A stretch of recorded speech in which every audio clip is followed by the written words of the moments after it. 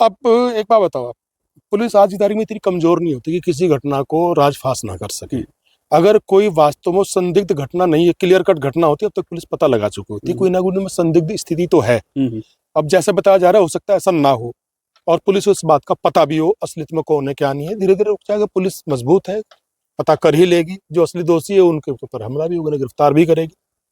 जय हिंद साथियों, मैं आपके साथ मुस्तफ़ा चौधरी और मेरे साथ राजनीतिक विश्लेषक लोकेश सलालपुरी जी मौजूद हैं। बात करेंगे हम विधानसभा नकुड़ पर पिछले कुछ महीनों में बहुत बार कुछ ऐसी गतिविधि देखने को मिली है जो बड़े दंगे का रूप धारण कर सकती थी। एक गांव पड़ता है छापुर, जहां पर एक मंदिर को क्षतिग्रस्त किया गया और बहुत काफ़ी बवंडर हुआ। लोकसभा जो कैराना की सांसद हैं इकरा सन, उनको भी गाली दी गई थी। और अब एक और ताज़ा प्रकरण नकुड़ विधानसभा का, ये एक गांव है तिरफड़ी।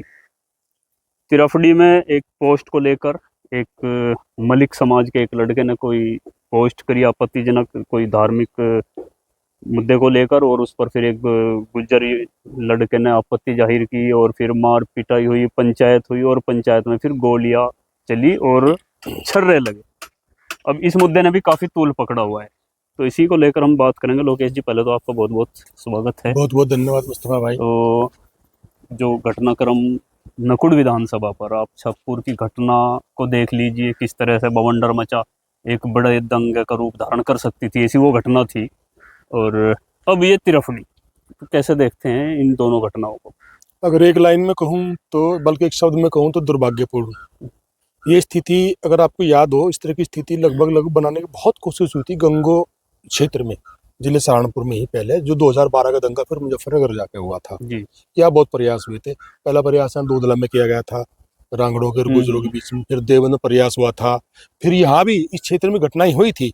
लेकिन ये चूंकि बहुत शांति प्रिय इलाका है, ऐसी घटना हम पे सिरे नहीं चढ़ पाती। अब ये नकुड़ विधानसभा में 2 घटनाएं आपने बताई हुई है, 2 घटनाएं हैं, ये बेहद दुर्भाग्यपूर्ण स्थिति है। और इस पर अभी जैसे फिलहाल समझदारी दिखाई गई है, मैं तो ये उम्मीद करता हूँ शायद फ्यूचर में भी, भविष्य में अगर ऐसी कोई घटना होगी तो इतनी समझदारी के साथ में हमारा पूरा समाज, आसपास जितनी जाते हैं, सब इस पर इतनी समझदारी के साथ काम करेंगे ताकि ऐसी कोई बड़ी घटना ना बन पाए, कोई दंगे वाली स्थिति ना बने, इलाका बदनाम ना हो। इलाका बदनाम ना हो। तो ये इस तरह की घटनाएं प्रायोजित होती हैं या भाई अचानक से होगी, कैसे देखते हैं आप? दोनों चीजें हैं। क्या है, प्रायोजित तो हम इसलिए कह सकते हैं कि पूरी जो एक पूरा माहौल बनता है वो बड़ी कोशिश के साथ बनाते हैं पॉलिटिकल पार्टीज, या कुछ असामाजिक तत्व बनाते हैं, या जिनको कुछ इनसे राजनीतिक लाभ मिलना हो या किसी को और कोई लाभ लेना हो, ऐसे तत्व होते हैं समाज में। पर प्रभावशाली तो चुपचाप ऐसी स्थिति पैदा करते हैं। उसके बाद जब स्थिति पैदा होती है फिर ये घटनाएं अचानक भी हो जाती हैं कि सीधे सीधे किसी पॉलिटिकल पार्टी का इन्वॉल्वमेंट तो जरूरी नहीं है, लेकिन चूंकि माहौल बन गया, तनातनी पैदा है, फिर छोटी सी घटना भी एक चिंगारी की तरह आग का रूप लेती है। तो मैं ये तो नहीं कह सकता इसमें किसी पॉलिटिकल पार्टी का सीधा ही हाथ है, लेकिन माहौल तो फिलहाल गर्मा गर्म है ही है। हर जगह आपस में तनातनी है लोगों के बीच में, और एक दूसरे के प्रति अविश्वास की खाई भी बनी हुई है। लेकिन अभी तक इतनी समझदारी जरूर है, घटनाएं को रोक दिया जाता है, ये अच्छी बात है। छापुर की घटना के दौरान जिस तरह मामला तूल पकड़ा था, और एक पथिक जनशक्ति पार्टी के राष्ट्रीय अध्यक्ष हैं चौधरी वीरेंद्र गुर्जर जी, उन्होंने भी काफ़ी बयान दिए थे उस समय, वो भी सुर्खियों में आए थे। और अब तिरफड़ी में जो घायल हैं, जो पीड़ित हैं, उनको भी, उनसे भी मिले और उन्होंने अपना बयान भी जारी किया। कल उन्होंने एक इंटरव्यू में कहा भी कि ये तो भाई प्रायोजित घटनाएं थी। उन्होंने छापुर का भी जिक्र किया कि मैं उस समय गलत था, लेकिन ये तो मामला कुछ और, बल्कि सत्तारूढ़ पार्टी पर उन्होंने जो है एक तरह से आरोप मढ़ा। तो इसको कैसे देख? देखो, अब चूंकि मेरे पास तो ऐसी कोई जानकारी नहीं है कि इसमें कोई सत्तारूढ़ पार्टी ने कोई प्रायोजित है क्या है, उनके पास हो सकता है जानकारी हो, ये तो वो बेहतर बता सकते हैं। बहरहाल मैं इस पर इसलिए कुछ नहीं कर सकता चूंकि मेरे पास ऐसी कोई जानकारी है ही नहीं कि भाई ये सत्तारूढ़ पार्टी का है या किसी और पार्टी का है। जब मेरे पास जानकारी नहीं तो मैं इस बारे में तो कुछ नहीं कह सकता।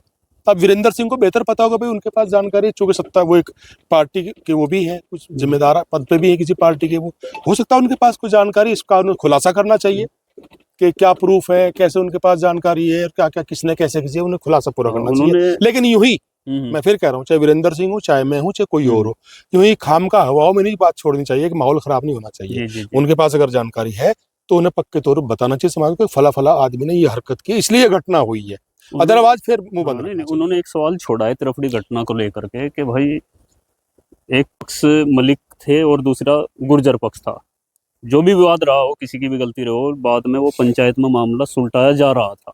दोनों पक्ष पंचायत में मौजूद थे और नकाबपोशों ने गोलियां चलाई, जिसमें 2 व्यक्तियों को छर्रे लगे हैं, एक के हाथ में, एक के टांग पे। तो उनका कहना यह है कि पुलिस उनका पता लगाए कि वो नकाबपोश कौन थे। अब एक बात बताओ, आप पुलिस आज की तारीख में इतनी कमजोर नहीं होती कि किसी घटना को राजफाश ना कर सके। अगर कोई वास्तव में संदिग्ध घटना नहीं है, क्लियर कट घटना होती है, अब तक पुलिस पता लगा चुकी होती है, कोई ना कोई में संदिग्ध स्थिति तो है। अब जैसे बताया जा रहा है, हो सकता है ऐसा ना हो और पुलिस को इस बात का पता भी हो असलियत में कौन है क्या नहीं है। धीरे धीरे रुक जाएगा, पुलिस मजबूत है, पता कर ही लेगी, जो असली दोषी है उनके ऊपर हमला भी होगा, उन्हें गिरफ्तार भी करेगी। इसमें मैं क्या कह सकता हूँ, क्योंकि एक मेरे सामने घटना नहीं है, जिन्होंने घटना की वो नकाबपोश थे, उनकी पहचान तो किसी को नहीं पता है। अब हम किसी के ऊपर इल्जाम दे सकते हैं, हो सकता है कोई वो शरारती तत्व है, उन्होंने माहौल खराब करने के लिए हरकत की हो। अब चूंकि वीरेंद्र सिंह कह रहे हैं बार बार, हो सकता है उनके पास कोई अंदरूनी जानकारी हो, ये तो उन्हें बताना चाहिए। अच्छा, बार बार एक ही विधानसभा पर घटनाएं होना, इत्तेफाक भी हो सकता है। मैं इसमें जिससे ज्यादा कुछ नहीं करना चाहने का, मैं इसमें कोई पॉलिटिकल इसे कोई एंगल देना नहीं चाहता। इत्तेफाक भी हो सकता है, या और भाई प्रायोजित कोशिश भी हो सकती है, किसी लीडर को फायदा होना हो, नुकसान होना हो सकता, कर दिया हो। बहरहाल जिस चीज के बारे में मुझे पक्की जानकारी नहीं, उस पर मैं कोई हल्की बात नहीं कहना चाहता, इसलिए मैं किसी पे इस पर कोई दोष फिलहाल नहीं देना चाहता। ये जरूर कहूंगा कि कम से कम समाज में स्थिति को फिलहाल तक संभाल रखा है, और ऐसे जितने भी जो सामाजिक तत्व है वैसे हरकत कर भी रहे हैं, तो कम से कम समाज इतना जिम्मेदारी का सबूत दे रहा है कि कोई बड़ी घटना ना बने। छापुर में यही हुआ था, वो बड़ी घटना नहीं बन पाई, और तिरपड़ी में फिलहाल यही हुआ। वहाँ के लोगों को मैं धन्यवाद साधुवाद सब कुछ देना चाहूंगा कि उन्हें एक बड़ी घटना को होने से रोक दिया। और सोशल मीडिया इसको प्रसारित करें, ये पोस्ट से क्योंकि मामला बिगड़ा। और आजकल हम देख रहे हैं सभी तरफ, ऐसा नहीं कि मैं ये कह रहा हूँ कि भाई एक ही तरफ, जो हमारे युवा हैं जो सोशल मीडिया का यूज करते हैं, फेसबुक चलाते हैं, वो आपत्तिजनक पोस्ट बड़ी तादाद में करते हैं। उनको क्या कहना चाहेंगे, क्योंकि उनकी एक पोस्ट पूरे क्षेत्र को आग के हवाले कर सकती है।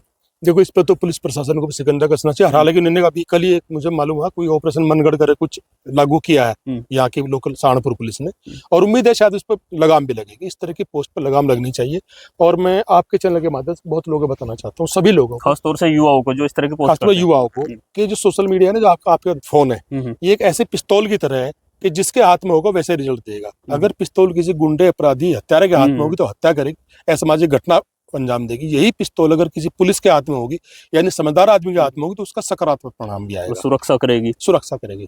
तो आप जो भी इस वीडियो को देख रहे हैं, वो जिम्मेदार लोग, युवा लोग, सब इस बात पर ध्यान दें कि ये बहुत खतरनाक चीज है। इस तरह की चीजों से बचें, समाज में कोई अलगाववाद की स्थिति नहीं बननी चाहिए। बहुत बहुत शुक्रिया के लोकेश लालपुरी जी, जिनको आपने सुना। आप इन घटनाओं पर आपकी क्या राय है, आप भी अपनी राय कमेंट बॉक्स में जरूर दें। चैनल को सब्सक्राइब करें। धन्यवाद।